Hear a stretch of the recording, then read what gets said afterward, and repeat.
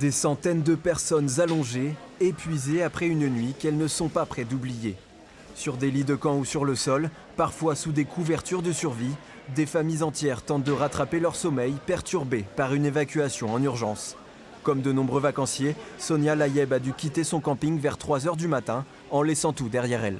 On se demande ce qui se passe, on a peur un peu, parce que c'est la première fois, on se dit toujours que ça arrive qu'aux autres, mais en fait non, finalement ça finit par vous arriver. Donc mille une questions, on a les enfants, comment on fait, qu'est-ce qu'on va faire, qu'est-ce qui se passe surtout, est-ce que c'est grave, est-ce qu'il y a des dégâts humains, matériels, enfin voilà, plein de questions. Donc on arrive à fermer l'œil, mais 2 secondes là.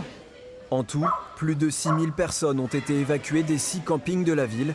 La plupart ont passé la nuit dans le parc des expositions, une opération hors norme pour les services de secours. Alors nous on est arrivé, on a pris le matériel qu'on a dans nos antennes, c'est-à-dire les picots, postes de secours avancés. Et on est venu aussi avec les ambulances en cas de problème, des évacuations, des problèmes, pour pallier au manque des pompiers, amener les personnes si besoin à l'hôpital.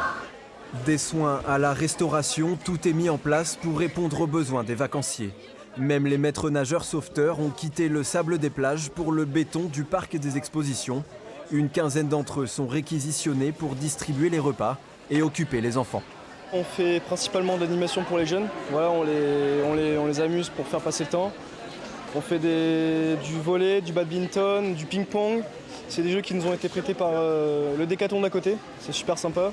On a du molki, on a aussi des bibliothèques. Ils sont venus là pour s'amuser et au final ils se retrouvent dans un hangar. Mais bon, on les amuse, on fait de notre possible. Ce soir, le parc des expositions et un gymnase restent ouverts.